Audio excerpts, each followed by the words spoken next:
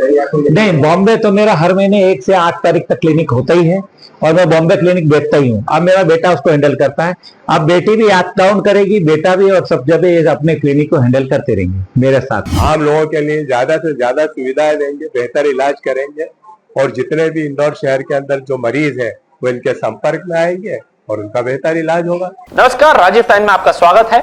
इंदौर के श्रीनगर एक्सटेंशन स्थित द नूरानी टावर में 26 अप्रैल को डॉक्टर नूरानीज होम्योपैथिक क्लिनिक का उद्घाटन किया गया। कार्यक्रम में कई जनप्रतिनिधि और गणमान्य लोग शामिल हुए। उद्घाटन समारोह में वक्फ बोर्ड और सामाजिक संगठनों से जुड़े पदाधिकारी मौजूद रहे। महापौर पुष्पमित्र भार्गव ने भी कार्यक्रम में शिरकत की। डॉक्टर जाहिद नूरानी पिछले 40 वर्षों से चिकित्सा क्षेत्र में सेवाएं दे रहे हैं, जिनमें से 30 साल उन्होंने मुंबई में भी कार्य किया है। उन्होंने बताया कि यह आधुनिक क्लिनिक उनकी दूसरी पीढ़ी के साथ मिलकर संचालित होगा, जिसमें उनकी बेटी डॉक्टर निगार और डॉक्टर फखरुद्दीन भी सेवाएं देंगे। डॉक्टर नूरानी की खासियत बिना आधुनिक टेस्ट के केवल नब्ज देखकर बीमारी की पहचान करना है। यह पारंपरिक कला उन्हें अपने बच्चों को भी सिखाई है, जिससे मरीजों को सटीक और सरल उपचार मिल सके। जी, अब देखिए, मैं आपको सबसे बात बताऊं कि मैंने बहुत स्ट्रगल किया लाइफ में, वो तो सबको मालूम है। स्ट्रगल करके मैंने गीता, कुरान, बाइबल, गुरु गोविंद महावीर स्वामी, जड़ी से जिंदगी, जड़ी से शिफा पे मैंने अपना रिसर्च किया और मैं उसी पे चला। आज हम क्रोनिक पेशेंट को डील करते हैं और मेरे 40 साल हो गए प्रैक्टिस करते हुए, बॉम्बे में 30 साल हो गए। मेरे बेटे को मैंने यही कोर्स कराया कि ये नब्ज सीख, और हमारा मेन फन है नब्ज से। हमें इन्वेस्टिगेशन की जरूरत नहीं पड़ती, हम नब्ज से फाइंड आउट करते हैं और हम इलाज करते हैं। वही मेरी बेटी मेरे साथ 10 साल पहले रही है, 10 अभी दुबई में प्रैक्टिस करती है, अभी अप डाउन करेगी। और ये मेरा बेटा है जिसको मैंने अभी किया, अभी एमडी भी करेगा, ये एमडी कर रहा है। इसके बाद प्रैक्टिस में नया क्लिनिक इसलिए लाया कि वो जगह छोटी थी, प्लस 2 बच्चे अब डॉक्टर बन गए, तो इनको अपने हिसाब से, आज की फैशन के हिसाब से बिठाना था, तो मैंने बिठाया है, अपना फर्ज अदा किया है। अब आप लोगों की दुआ चाहिए कि ये लोग अपने, इनके हाथ में अल्लाह सिफा दे और आगे बढ़े। आयुर्वेदिक, होम्योपैथी, यूनानी, फूड सप्लीमेंट, सब जड़ी बूटियां है, बनाने के तरीके अलग अलग है और आपको कैसे हैंडल करना है ये आपको आना चाहिए। तो हमने शुरू से रुझान दिया, हमारे गुरु ने भी यही कहा कि जड़ी खाओ और जड़ी खिलाओ, उसी शास्त्र पे मैं चला, मेरे बच्चों को भी उसी पे डाला है और अब जड़ी की तरफ भी लोगों का रुझान बहुत आ गया और वर्ल्ड लेवल में होम्योपैथी और सब चलने लगी है। अच्छा डॉक्टर, जिस तरीके से दिनचर्या चल रही है आजकल, जी, उसको लेकर क्या मैसेज देना चाहिए? देखिए, दिनचर्या से बीमारी आ रही है। सबसे पहली चीज है कि आज आदमी जबकि शास्त्रों की देन है सुबह जल्दी उठो और जल्दी सो, तो आज लेट सोते लेट उठते, पहली बीमारी।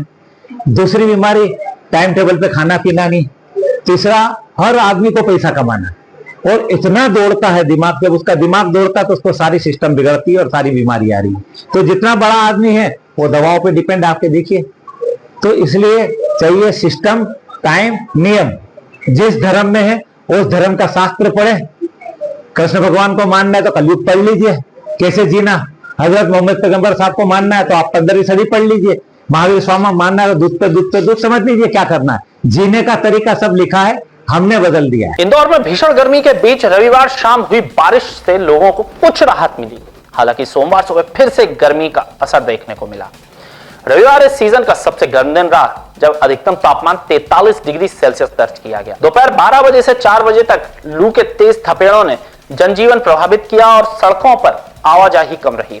शाम को मौसम बदला, तेज हवा के साथ 10 से 15 मिनट तक बूंदाबांदी और रिमझिम बारिश हुई, जिससे वातावरण में ठंडक घुली। रात के तापमान में 3 डिग्री की गिरावट दर्ज करते हुए यह तापमान 25.2 डिग्री सेल्सियस रहा।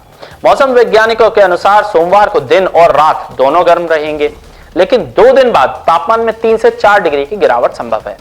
आपको बता दें कि 25 अप्रैल 1958 को इंदौर में 44.6 डिग्री सेल्सियस का रिकॉर्ड तापमान दर्ज किया गया था, जबकि पिछले साल अप्रैल में 22.3 मिलीमीटर बारिश हुई थी। इंदौर के छतरीपुरा थाना क्षेत्र में लोडिंग रिक्शा खड़ा करने को लेकर हुआ विवाद हिंसक हो गया। कंजर मोहल्ला में 2 पक्षों के बीच जमकर पत्थरबाजी हुई, जिनमें से 5 लोग घायल हो गए। पुलिस के अनुसार विवाद की शुरुआत सड़क पर लोडिंग रिक्शा खड़ा करने को लेकर हुई। रोहित नामक व्यक्ति को रिक्शा हटाने की बात पर कुछ लोगों से कहासुनी हुई। इसी दौरान थप्पड़ मारने की घटना के बाद मामला बढ़ गया और दोनों पक्ष आमने सामने आ गए।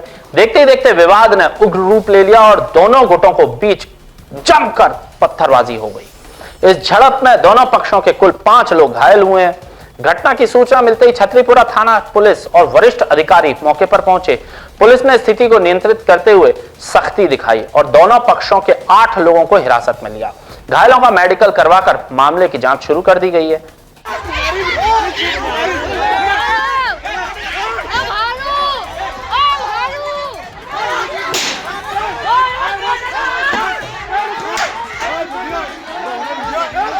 इंदौर में नगर निगम कर्मचारी से मारपीट का मामला सामने आया है। अवैध दुकान लगाने से रोकने के लिए हुए विवाद के बाद एक युवक ने कर्मचारी से हाथापाई कर दी। घटना रविवार शाम करीब 5 बजे की बताई जा रही है। नगर निगम सुपरवाइजर के अनुसार अवैध दुकान लगाने से कर्मचारी द्वारा मना करने पर विवाद शुरू हुआ। बहस बढ़ने के बाद आरोपी युवक ने कर्मचारी से मारपीट कर दी, जिससे मौके पर मौजूद लोगों में अफरा तफरी मच गई। सूचना मिलने पर पुलिस तुरंत मौके पर पहुंची और आरोपी युवक को हिरासत में ले लिया। पुलिस ने आरोपी के खिलाफ शासकीय कार्य में बाधा सहित विभिन्न धाराओं में मामला दर्ज किया है। राजकुमार लिटोरिया थाना प्रभारी राजकुमार लिटोरिया ने बताया है कि पूरे मामले की जांच की जा रही है। नगर निगम कर्मचारियों की सुरक्षा को लेकर प्रशासन सतर्क है और आगे की कार्रवाई जारी है। आज दिनांक 26/4/26 के शाम 5 बजे शुभम गर्दे नाम के सुपरवाइजर हैं, ये यहाँ पर नगर निगम में कर्मचारी हैं। इन्होंने एक व्यक्ति को दुकान लगाने से मना किया कि यहाँ रास्ता क्लियर रखेंगे। तो इसी बात पर से वो जो लड़का था, नीलेश नाम का जो आरोपी लड़का है, वो लड़का वहाँ हटा नहीं रहा था। तो हटाने दुकान क्या एक्चुअल में जो गोल जिस पे कानों की झुमकी उनकी टांगे रहते, तो हटाने के लिए मना किया, उसने नहीं हटाया तो ये विवाद करने लगा। विवाद करने के दौरान उनको मार दिया है, जिससे उनको चोट आ गई है। इस पर से आरोपी के विरुद्ध में अपराध क्रमांक 72/26 सेक्शन 132, 115(2), 296, 351(3) BNS के तहत कार्रवाई की गई। आरोपी पुलिस की अभिरक्षा में वर्तमान में, और इसमें जो भी उचित वैधानिक कार्रवाई है मैक्सिमम कार्य करेंगे, ताकि इस तरीके की कोई दोबारा अप्रिय घटना ना हो और निगम कर्मचारियों के साथ या किसी भी शासकीय कर्मचारी के साथ किसी प्रकार की कोई अन्य व्यक्ति अबाधितता ना करे। जिसके ऊपर हमला हुआ कौन सी पर वो सुपरवाइजर है नगर निगम में। ऐसी ताजा तरीन खबरों के लिए जुड़े रहे राजीव टाइम्स के साथ।